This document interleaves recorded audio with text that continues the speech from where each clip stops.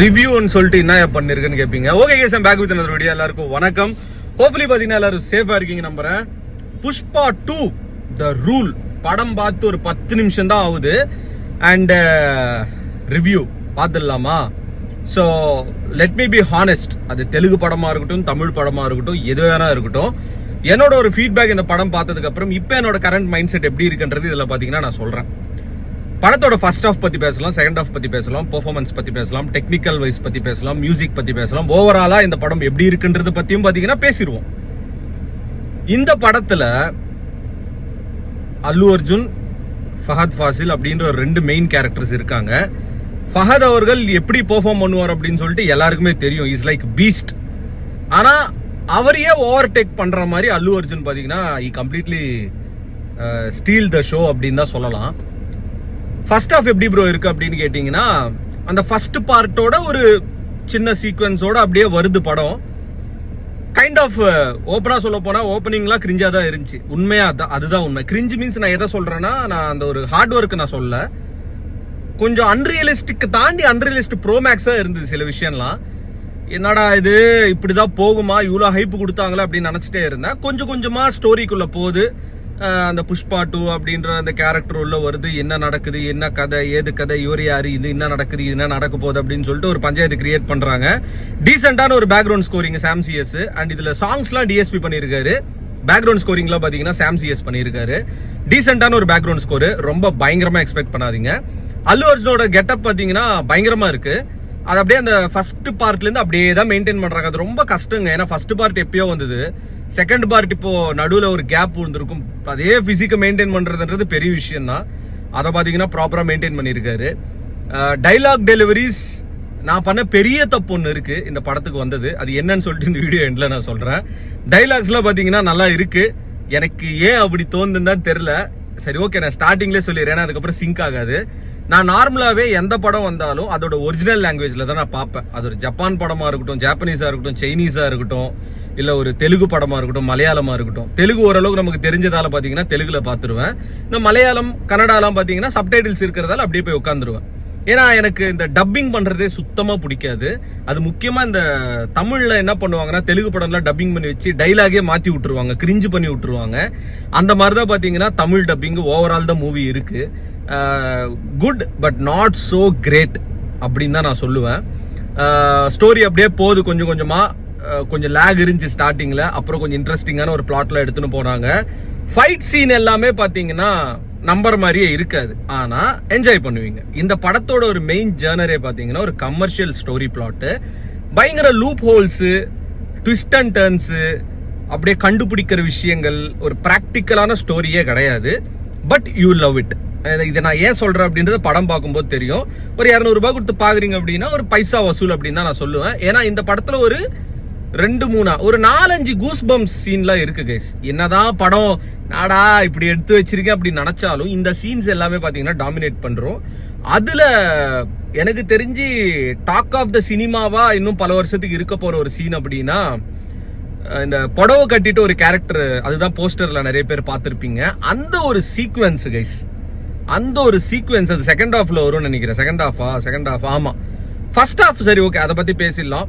Fahadh character introduce ஆகுது. ஃபஹத் என்ன பண்றாரு, என்ன கதை, இவங்க 2 பேருக்குள்ள என்ன நடக்குது, இது எங்க போய் முடியுது, என்ன பண்றாங்க அப்படின்றது எல்லாமே காட்டிட்டு ஒரு கைண்ட் ஆஃப் இன்டர்மிஷன் பாத்தீங்கன்னா போட்டு முடிக்கிறாங்கன்னு வச்சுங்களேன். சோ கைஸ், நான் ஸ்போர்ட்ஸுக்கும் ஸ்லாட்ஸுக்கும் பாத்தீங்கன்னா ஒரு பயங்கரமான ஃபேனு. சோ அதுல பாத்தீங்கன்னா எனக்கு பயங்கரமான நாலேஜ் இருக்கு. சோ அந்த நாலேஜ் வச்சு பாத்தீங்கன்னா எப்படி இது மூலியமா ப்ராஃபிட் எடுக்க முடியும் அப்படின்றது பாத்தீங்கன்னா ரொம்பவே நான் யோசிப்பேன். சோ அதனால பாத்தீங்கன்னா உங்களுக்கு ரெக்கமெண்ட் பண்றேன். இவங்க கிட்ட இன்டர்நேஷனல் லைசன்ஸ் இருக்கு, எல்லாமே பாத்தீங்கன்னா கன்வீனியன்ட்டா இருக்கும். ஃபார் எக்ஸாம்பிள் பாத்தீங்கன்னா சப்போர்ட்டா இருக்கட்டும், ஃபண்ட்ஸா இருக்கட்டும், இன்டர்ஃபேஸா இருக்கட்டும், எல்லாமே பாத்தீங்கன்னா பயங்கரமா இருக்கும். இந்த ஒரு ஆப்ல பாத்தீங்கன்னா நீங்க ஸ்போர்ட்ஸ் மேலயும் ஸ்லாட்ஸ் மேலயும் டிஃபரெண்டான கேம்ஸ் மேல பாத்தீங்கன்னா நீங்க பாத்தீங்கன்னா அமௌண்ட் வைக்கலாம். இந்த ஒரு ஆப்ல பாத்தீங்கன்னா எல்லாருக்கும் பயங்கரமா பெனிஃபிட் கொடுத்த ப்ராஃபிட் கொடுத்த பாத்தீங்கன்னா ஒரு கேம் பாத்தீங்கன்னா இருக்கு. சோ நீங்க பாத்தீங்கன்னா ஜெயிச்ச காசை பாத்தீங்கன்னா நீங்க எந்த பேமெண்ட் மெத்தட் கன்வீனியன்ட் இருக்கோ அதுல பாத்தீங்கன்னா நீங்க வித்ட்ரா பண்ணிக்கலாம். யூபிஐ, போன் பே, பேங்க் டிரான்ஸ்ஃபர் அப்படின்னு சொல்லி ஏகப்பட்ட ஆப்ஷன்ஸும் இருக்கு. சோ நீங்க பாத்தீங்கன்னா ரெஜிஸ்டர் பண்ணும்போது இங்க ஸ்கிரீன்ல ஒரு ப்ரோமோ கோட் தெரியும். அந்த ப்ரோமோ கோட் யூஸ் பண்ணீங்க அப்படின்னா 100% போனஸும் கொடுக்குறாங்க. சோ இதுக்கான லிங்க்கும் ப்ரோமோ கோட் எல்லாம் பாத்தீங்கன்னா கமெண்ட் செக்ஷன்ல பின் பண்ணி வச்சிருக்கேன். மறக்காம போய் செக் பண்ணி பாத்துருங்க. ரொம்ப பயங்கரமான இன்டர்மிஷன்லாம் கிடையாது. பட் ஓவராலா உங்களுக்கு ஃபஹத் அவர்களதும் அல்லு அர்ஜுனோட பெர்ஃபார்மன்ஸ் பாத்தீங்கன்னா ரொம்ப பிடிக்கும் உங்களுக்கு. செகண்ட் ஹாஃப் என்ன நடக்க போடு அப்படின்றது தான் ஸ்டோரி. சரி, ஃபர்ஸ்ட் ஹாஃப் பாத்தீங்கன்னா கொஞ்சம் லேகா ஸ்டார்ட் பண்ணிட்டு பேங்கரா ஒரு இன்டர்மிஷன்ல முடிச்சிட்டாங்க. சேஃப் சைடு பிரச்சனை எதுவுமே கிடையாது. செகண்ட் ஹாஃப் பாத்தீங்கன்னா ஆரம்பிக்குது. இந்த புடவை கட்டின அந்த ஒரு சீன் இருக்கும் கைஸ், உண்மையாவே தெரிய எடுத்திருக்காங்க அந்த சீனு. ஐ லவ்ட் இட். என்ன சொல்றதுன்னா, நான் அப்படி பார்த்துட்டு இருந்தேன். அந்த டெக்னிக்கல் டீமா இருக்கட்டும், ஆக்ஷன் சீக்வன்ஸா இருக்கட்டும், அதுல நம்ம அல்லு அர்ஜுன் அவரோட ஆக்டிங்கா இருக்கட்டும், ஹி ஜஸ்ட் ஆக்சுவலி அந்த ஒரு உயிர் கொடுத்திருக்காரு அந்த ஒரு கேரக்டருக்கு. நோ ஒன் எக்ஸ்பெக்டட் இப்படி ஒரு பெர்ஃபார்மன்ஸ் அவர் பண்ணுவார் அப்படின்னு சொல்லிட்டு. ஐ எம் டோட்டலி ஃபிளாட் அந்த ஒரு சீன் பார்த்து. பல வருஷத்துக்கு இது டாக் ஆஃப் த ஒரு டவுனா இந்த விஷயம் கண்டிப்பா இருக்கும், அதுல எந்த ஒரு மாற்றமே கிடையாது. அது பயங்கரம். ஆனா அப்படி ஒரு பயங்கரமான சீன் நடக்கிறப்போ ஒரு கிரிஞ்சு பண்ணி வச்சாங்க. எனக்கெல்லாம் உச்சகட்ட கோவம் வந்துச்சு. நல்லா போய் இருக்கப்ப எதுக்கியா கிரிஞ்சு பண்ணி வச்சிங்கன்னு. அதை நான் சொல்றதை விட நீங்க தியேட்டர்ல பார்க்கும்போது தான் தெரியுது என்ன கிரிஞ்சுன்னு. உண்மையாவே நீங்க டிசப்பாயின்மெண்ட் ஆயிடுவீங்க. அந்த அளவுக்கு அந்த இடத்துல ஒரு கிரிஞ்சு இருக்கும். அது அப்படியே கேரி அவுட் பண்ணிருக்கலாம். பட் நடுவில் ஒரு தேவையில்லாத ஒரு ஆணியை பாத்தீங்கன்னா வச்சுட்டாங்க. அது கொஞ்சம் என்ன சொல்றதுன்னா ஒரு டிஸ்டர்பன்ஸா இருந்தது. செகண்ட் ஹாஃப் அப்படியே போயிட்டே இருக்கு. போது போது போது போது போது ஐயா எப்பயா படம் முடியும் அப்படின்ற மாதிரி ஒரு மைண்ட் செட் வரத்துக்குள்ள பாத்தீங்கன்னா ஒரு நல்ல சீன் ஏதோ ஒன்று வச்சுட்டாங்க. செகண்ட் ஹாஃப்ல பாத்தீங்கன்னா கொஞ்சம் இழுத்து விட்டாங்க படம். ஒரு 3 மணி நேரம் படம் நினைக்கிறேன். ஐயோ போதும் போதும் ஆச்சு. செகண்ட் ஹாஃப்ல கொஞ்சம் ஜவ்வு மாதிரி இழுத்துட்டாங்க. பட் எங்கதான் இந்த படம் போய் முடியுது எண்ட்ல அப்படின்னு பார்க்கும்போது பாத்தீங்கன்னா இதோட ஜேர்னரே பாத்தீங்கன்னா ஒரு கமர்ஷியல் மாஸ் என்டர்டெய்னருக்கான ஒரு ஜேர்னர் தான். ஸோ அதனால பாத்தீங்கன்னா நம்ம என்ன சொல்றது, இது ஒரு கமர்ஷியல் என்டர்டெய்னரா இருக்கும்போது நம்ம சில லாஜிக்கல் மிஸ்டேக்ஸ் எல்லாம் பாத்தீங்கன்னா இதுல பார்க்க கூடாது. நீங்க கொடுத்த காசுக்கு என்ஜாய் பண்ணிட்டு வரீங்க. அந்த கிளைமேக்ஸ்ல ஒரு ஃபைட்டு தெரியுங்க, சரியான மேக்கிங். கொஞ்சம் அப்படி இப்படி இருக்கும், பட் சரியான மேக்கிங். உங்களுக்கு ஒரு கட்டத்துல நீங்க இன்வால்வ் ஆயிடுவீங்க அந்த சீன்ல. அப்படி ஒரு கிளைமேக்ஸ் இந்த படத்துல இதெல்லாம் தான் ஹைலைட்டா இருந்தது. மியூசிக் பாத்தீங்கன்னா சாங்ஸ் அந்த அளவுக்கு பெருசா எனக்கு பிடிக்கல. கைண்ட் ஆஃப் ஒரு மாதிரி கிரிஞ்சு பண்ணி வச்சிருந்தாங்க சாங்ஸ். டைலாக்ஸ் தமிழ்ல கொஞ்சம் மோசமா பண்ணியிருக்காங்க. நீங்க தெலுங்குலயே பாருங்க, சப்டைட்டில்ஸோட பாருங்க பெஸ்ட். சாம் சிஎஸ் ஒரு டீசென்டான பேக்ரவுண்ட் பிஜிஎம், பட் ஒரு எலிவேட் ஆகிற இடத்துல கொஞ்சம் கம்மி பண்ண மாதிரி ஒரு ஃபீல் சாம் சிஎஸ். அது பர்சனலா எனக்கு தோணுச்சு. ரஷ்மிகா ஆக்டிங் சூப்பரா பண்ணி. ஆக்சுவலா ஒரு இடத்துல ஒரு சிங்கிள் டேக் டைலாக் ஒன்று வரும். அந்த ஒரு புடவை கட்டின அந்த ஒரு ஆக்ஷன் சீக்வன்ஸ் இருக்கு, அதுல ஒரு சிங்கிள் டேக் டைலாக் ஒன்று வரும். சூப்பரா பண்ணியிருக்காங்க ரஷ்மிகா அந்த இடத்துல. கிளாப்ஸ்லாம் தட்டினாங்க தியேட்டர்லயே. என்ன ஒரு பிரச்சனை அப்படின்னா, நம்ம ஏரியால பாக்குறப்போ பெருசா அது இன்வால்வ் கொடுக்க மாட்டாங்க தெலுங்கு படம்ன்றதால. சில படங்களுக்கு கொடுப்பாங்க, கேஜிஎஃப்லாம் இப்போ வேற லாங்குவேஜ் மூவி தான் கொடுப்பாங்க. பட் தெலுங்குல பார்த்துருந்தா மேபி அந்த ஒரு பயங்கரம் இருந்திருக்கும் நினைக்கிறேன், which is totally missing of the India.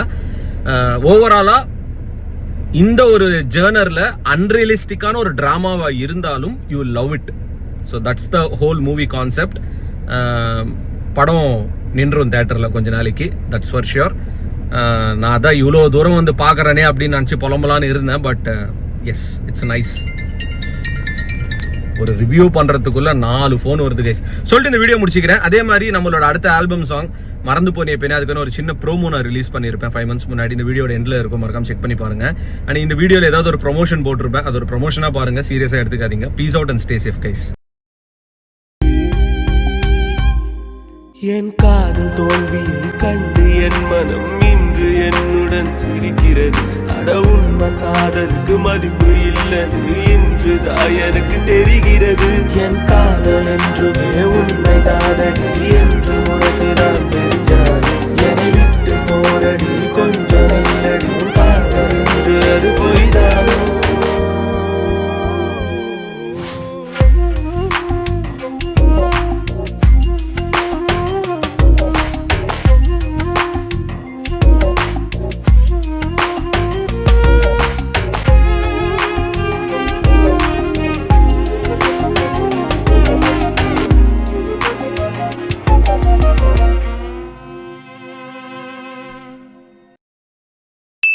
தளபதி கோடான கோடி ரசிகர்களின் என்றும் அறிவதி. பிக் ஷாட் இவர் பிளாக் பஸ்டர் வந்த மகுமதி. இக்னோர் நெகட்டிவ் வெட்ட சொன்ன தங்க தளபதி.